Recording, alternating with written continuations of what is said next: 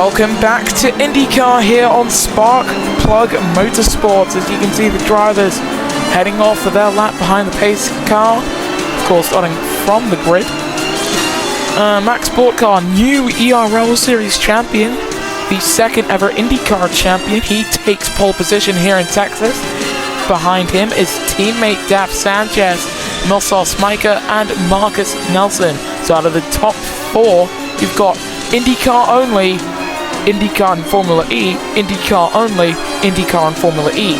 And you've got the same story with the two Power Motorsports drivers of Enoch Yu and David Camno in 5th and 6th. And continuing the trend, Tommy starts 7th from Oakley and Niven Colby. Lil Buns starts 10th from Ghosted and Devin Butler. Then it's Rodney Sola in his penultimate INDYCAR start from Tenali Gabo, Carson Thornburg, Dominic Hudson, Linus Eriksson, and Davi Cerquera. There have been rumors circling around that number 55 once again, with Zach Wallace's place there seeming unstable. Charles Hernandez starts 20th from Elliott Deli, and a similar unstable seat for Hetzel Mark in the 68. So Sanchez in the 72. On the back of his teammate, he's still looking for his first win in INDYCAR. And you can see just how long the straight is. Behind the pace car, it just feels like you're driving down a highway for eternity. Of course, that next turn is coming up, and it's a turn that sets you out for the final sector, and it's this final sector that has seen many an incident across the ERL, whether that be Formula E or here in INDYCAR. But it's an Andretti Green Racing 1-2 as they're going after their first ever INDYCAR World Constructors Championship and to become the first and currently only team to take both the INDYCAR and the Formula E Constructors Championships. Although currently it doesn't seem as if they'll be able to do both in the same season, as Diaz Techeetah are running away with the Formula E Constructors Championship.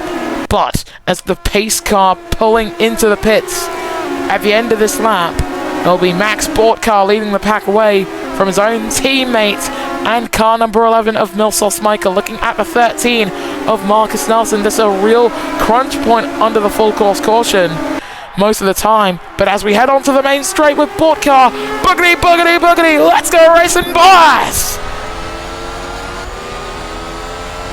Rising up into turn 1 with Bortcar, and he's close to the wall there already, and onto the wall there. That was one of the powers. That was David Camino slamming into the turn 1 wall on exit, front wing damage for the Romanian. So not the greatest start for him, and RQ way in front of him now, setting the fastest first sector of anyone. These guys absolutely rapid around here, heading down the hill with the number 88 car as Wallace in the 55. Track limits warning further back off the track for Camino, but keeps it out of the barriers. Out in front, however, Bortcar still holding on to the lead. No attack mode until lap 2. Well, the second lap under green, rather. Lap 2 is the lap that we're currently on. As you can see, queeving past by Camino. Lil Buns is dropping down the order somewhat. There goes the KV Racing man. It's a lot of weaving for him. Ghosted with a 5-second time penalty for causing a collision, and also contact once again there for the Apex Pinnacle driver. On board we go with the 20. Side by side he goes with Niven Colby, and close to the wall for the British driver. Getting closer to the back of Lil Buns. A little bit of contact as well at the back, and as Camino coming in, he's staying out of the race goes Marcus Nelson, and he's wall riding down at turn 1, and the number 13 of Marcus Nelson is out. And what seems to be his penultimate INDYCAR Series start too. He will be back in Formula E for season 24. And the season following that, he will be driving with Andretti, which will be interesting to see. Car number 13 on an Andretti car. I don't think that's happened. No, that hasn't happened. But we get back underway. On board we go with Bortcar, the World Drivers' Champion in Season 2. heading the pack, trying to give his team their first ever World Constructors Championship in INDYCAR, despite them taking the Drivers' Championship with Kwon Todoroki last season. Kamino's still out there despite his front wing damage. He's using attack mode, but he's not really going too much faster than Little Buns, and this is where that front wing damage is going to be most noticeable. Heading through the turns, he's going to have little to no grip, and especially with the worsening state of those softs, you'd be lucky it's out of the race. Who's that? Carson Thornburg in the wall, also with him. That is Linus Eriksson reversed into the Penske of, let me see if I've got this right. Yeah, Charles Hernandez, who's got a 5-second time penalty in the 35. And Eriksson reversed into the path of the Penske. And for the man driving car number 8 from Sweden, really disappointing to see. Bortkar comes in, a lot of drivers coming in to start lap 4, but Kamino not one of them.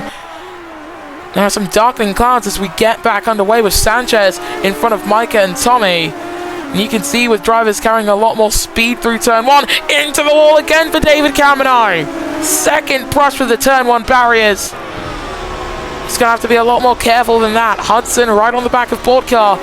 And once again, you are seeing how much these drivers want every position they can get. Eriksson all over the back of an RQ. As Kamino getting a second track limits warning further up.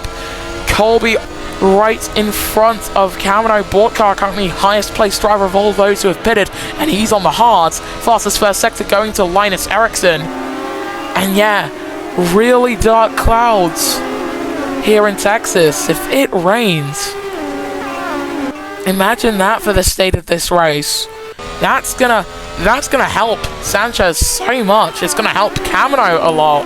It's gonna help Tommy and the two Sims drivers, because they've all stayed out and neglected making a stop. But for Kamino, weaving a lot as Bortkar trying to make an easy move, and into the wall goes Elliot Dele. No front wing damage for the 38, but surely a lot of damage to the side of that Chip Ganassi car. Lap 5 of 14, and Sanchez still stays out. Kui with a 5-second time penalty, causing a collision. Heading through turn 1, Sanchez keeps it out of the wall, same with Tommy. And for Micah, Colby dives into pit row, and finally Kamino pits. On board we go with Dominic Hudson and the World Drivers' Champion of Max Bortkar, who's out! Max Bortkar out in Texas. 5-second time penalty for Elliot Dele for causing a collision under the full course caution. And for Max Bortkar, last time out, he was crowned as the second ever IndyCar World Champion. This time out, no points on the board.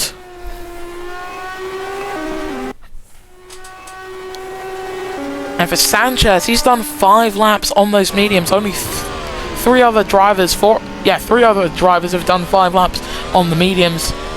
And that's not even mentioning all the soft tyre guys out there who are certainly going to be struggling at 27%. This is going to be a war of attrition, this one. And another full course caution. Oh! Oh no! Davy Cerquera and an RQ dancing in the air. Gabo running into the back of Kamino, and it's a second consecutive full course caution. Oh dear. What happened between Cerquera and an RQ there to cause the Power Motorsports car to become a Beyblade, effectively? We're back underway on lap 5 of 14. 10 to the checkered flag. Just wow. Just wow. Lap 6 of 14. And does Sanchez finally pit? He does not. The 72 stays out and keeps it out of the wall. Tommy comes in with Micah. And oh, also another crash! Niven Coley out of the race. And Little Bun's getting a time penalty for causing a collision with Hexel Mark there. And I think that crash was highly unavoidable.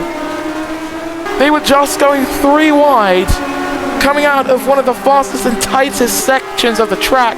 You are not going out of there and keeping it in a straight line.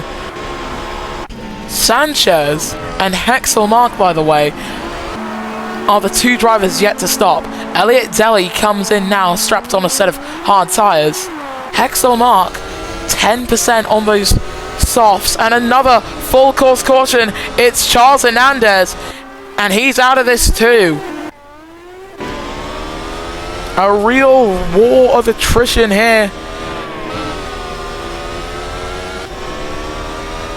We're on board with Hexel. And yeah, those numbers are going down. 6% on those tyres. Don't know if he's going to be able to make it to the end of this lap, because he needs to make it to the end of this lap to switch off of those softs as we're back underway. And I'm sure that the rest of the pack are just going to breeze past the number 68 here. Or maybe not, because that gap is increasing. Look at the mid-pack though. Look at how many wide they're going. 4 wide out of the race. Out goes Camino and Gatto. And Camino's on the fence. Camino on the catch fencing. Another full course caution. And here in Texas, we've seen many examples of what's known as pack racing as a puncture for Hexel Mark. Full car puncture and heading to the breaking point. Look at how many front wings are close to being broken off. So many time penalties. And we get back underway. And Hexel now has to make his way through an entire sector with that car. All punctured and 3 wide. That was never working out. Ghosted goes out of the race. Another full course caution. Tommy now leads. Sanchez comes out of the pits 1.8 seconds behind. And with 5 to go, Hexel Mark has caused carnage in Texas. Linus Erickson's got a 10-second time penalty as the sole remaining McLaren car. Full course caution is ending. And for Ericsson, he's going to drop way down the order with that penalty. We get back underway on lap 7 of 14. As the entire field is in a Revolution Racing sandwich. And another full course caution. And it's Rodney Sola. Sola out of the race. And that's Devin Butler with a time penalty and facing the wrong direction. And with front wing damage. So what's to say that those two events are unrelated? Pretty much nothing. 7 laps to go. Oh wow.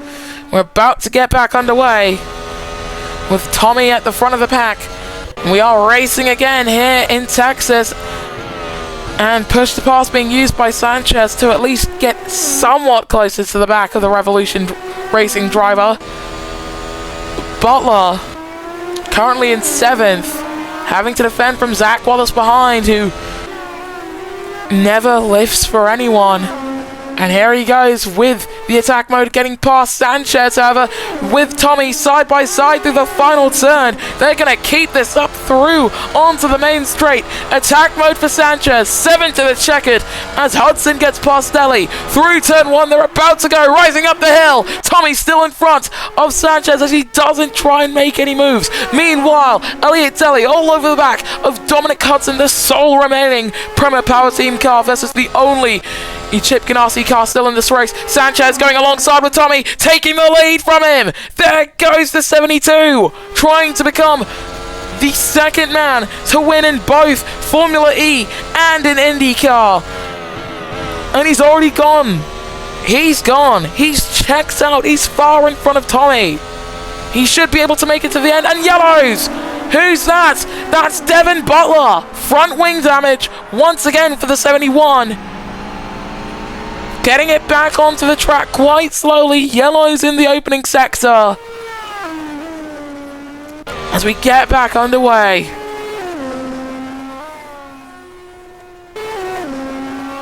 On board we go with the 45. And for Tommy, he's really just dropped too much time behind Sanchez. He's not close. He's 2.5 seconds behind, and he's And that gap's going to keep opening up for Prix. 41% on those hards. He's not making it to the end. And for Sanchez, 59% on those softs. I don't think he's making it to the end. He almost hit the wall there. Did the Andretti Green Racing driver. As Prix now peels into pit row. Close to the wall for Sanchez. How close do you want to get to it? Probably not close at all, if I'm being totally honest. Medium's going on for Prix as we're on board. And out of the race goes Milsels! That's a harrowing incident! Flipped upside down! And another full course caution. Hudson comes into the pits, and the entire pack, who's still in this race, is currently set to score points as long as they finish. The pack racing from early on has just turned into an entire war of attrition, with most of the pack being spread out, but still not entirely. Wallace down to Prix, 4th through 8th, all squabbling over that same position. Not even 4 through 8 yet. It's just 4 through 7th as we're on board. And another full course caution. It's Devin Butler. He's out down at turn 1. And another full course caution called. 9 drivers left. Just wow. That's all I have to say to this. I can't believe this is what racing in Texas has come to. Ignore the race that happened last season, but still, this is just insanity. Full course caution ending as Sanchez has come in for his second stop. This is a good move. Tommy's followed him in, so they're both into the pits on lap 10 of 14. Deli might pit. Doesn't have to, he might. And yeah, the only team that currently still has both of its drivers racing is Revolution. As you can see, there's still that good old battle for position, battle for 4th position. Sanchez still leads, and Tommy is still second. Look at him rise up the hill. Deli still in 3rd as they come through turn 1 now. There goes Prix down the inside and out of the race for the Hyperdrive Racer. Lap 10 of 14 sees another driver crash out. This time, Dutchman Prix out. And we're down to 8. Now, with the first ERL World Clash already taking place, having taken place in Miami, just taking a look through the drivers listed here, Zach Wallace initially drafted to drive in the World 500. He did set a lap that was classified, but he pulled out last minute, and we're still not aware of the reason as to why. As for other drivers who made their way into the World 500, Niven Colby's in it, and I think out of everyone here in INDYCAR, I think he might be the only one. I'm checking, and I'm not really seeming to remember anyone. I don't have the list on me right now. As Hudson getting past Wallace, and that's a very slow moving Apex Pinnacle. 23%, his dashboard is flashing, but he should be able to make it to the end of this race. Keyword is should. I'm not very confident on it. Ericsson is closing up. Lap 11 of 14. And as has been the norm today, Sanchez is showing him how it's done with Tommy. Usually I'd say he's close behind, but he's not close, he's in the wall. Tommy hits the barriers. Does he have front wing damage? He doesn't, and that will be a relief for all the mechanics down at Revolution Racing. Little Bonds now rising through 1 as Zach Wallace is coming to the pits. Here comes Hudson to try and get past the Ukrainian right in front. Goes alongside with him. Superior medium size versus the longer lasting hards. And they're still alongside each other. Still rising up the hill. And I think Bonds has this locked down. That's 3rd position still going the way of him.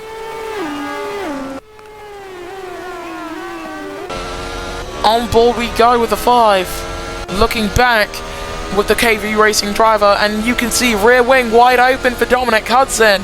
He's gaining. He's in the slipstream. Pulls out using attack mode. Will he send it down the inside and will it stick? He sends it, but has it stuck? It has. He's already quite a ways in front of Lil Buns. And for Elliot Deli, just mentioning this, he's nowhere near. Daf Sanchez still leads the pack on lap 12. Rounding turn 1. Just talking about Elliot Deli for a second here. Doing the ERL double, both INDYCAR and Formula E throughout the season. I joined Formula E halfway through as Pablo Sierra left, and so was called to replace him. And in INDYCAR, his performances have been getting arguably better, but they still need to pick up a little bit. Deli comes in with Ericsson and Hexel Mark, all drivers coming in. Wallace, of course, going to stay out, and those dark clouds that were ominously looking over here in Texas, they are gone. So far gone that you'd even forget that we're here. And Sanchez's mediums, look at that, they're blistering. So that means for Tommy Softs, well, they look a lot worse. Quite a lot worse. Lil Buns has done 5 laps on those hards. He cannot do 7, I can assure you of that.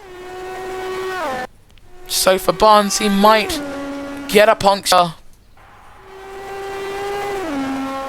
As we're on to the penultimate lap here in Texas. On board we go with the Andretti Green racing driver of Daf Sanchez. He's led the vast majority of this race. He's controlled the vast majority of this race. This is quite possibly the most spread out you will ever see the INDYCAR pack.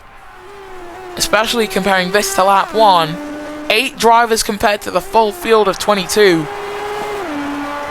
Hudson in 3rd for Prema. And that's just a very good performance from the crew down at Prema Motorsport.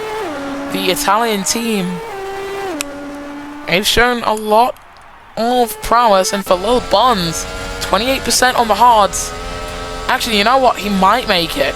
Ericsson with the fastest 3rd sector of anyone as he's come across the line. Elliot Deli coming through 1 with Ericsson close behind and in the wall! Front wing damage for the Swiss driver in the 8. Hexel Mark trying to get past him and put car number 8 down to 8th position. But he's not quite close enough to do that yet. He's alongside it and way in front now. Ericsson drops down to 8th position. That's 8th and crucially last position for him. And for Daf Sanchez, he comes across the line to start the final lap. In the race after his teammate was crowned champion, Sanchez is here, still showing the rest of the field what a Formula E driver can do. To take both an INDYCAR and Formula E race win as Tommy's tyres really flashing. 23% for him. He's going to be dropping way off the back of Sanchez quite quickly. Hudson, he's got the oldest medium tyres of anyone. Not to mention a little bit of damage, but not enough to show up on the dashboard. Sanchez is heading down the main straight right now as we speak. Lil Buns rising through up into turn number 1 with 17% on that flash and dash. And I'm shocked that we haven't had any lapped cars today, considering just how hectic it's been. Hexel rising through turn 1. He's got Ericsson close behind with that front wing damage. Rises and hits the wall. Yellows. But for Daf Sanchez, despite the unholy amount of yellow flags we've had today, the Philippine driver has caused none of them. Daf Sanchez takes Texas. Tommy, a further 12 seconds behind. He's going to be on the podium, driving car number 45. There he goes, P2. Dominic Hudson. All he has to do is survive this last part of the track, and he will be on the podium for Prema Power Team. Rounds the final real turn, the penultimate turn, now through the final turn, and it will be 3rd for Dominic. A good performance from him. Lil Buns rounds the final turn, will be 4th, and behind him, Zach Wallace and Elliot Deli. Deli not close enough to get past. Hexel Mark is 7th from Linus Eriksson as Delhi setting the fastest lap of 1:16.099. We're on board with Eriksson, weaving like a madman, heading out of the final turn. A wide line for Eriksson, looked like he caught a bit of air coming through. And this is your podium. Andretti Green Racing, Steph Sanchez taking victory from Tommy and Dominic Hudson. A good podium to see you come out of this race. Then it's Lil Buns, Zach Wallace, Elliot Daly, Hexel Mark and Linus Eriksson, with the rest of the 22 driver field not finishing. Look at that. It's a whole row of red. In the driver standings, well, this has already been confirmed. Max Sportcar is your Season 2 champion. We've said this already, but it does bear repeating. Then it's Elliot Daly, Daf Sanchez, Tommy, Davide Carrera and Dominic Hudson.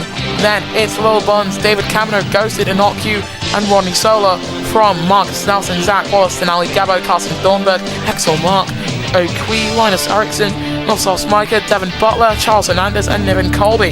In the constructors standings, heading into the final round of the championship in Laguna Seca, Andretti Green Racing are the champions in INDYCAR.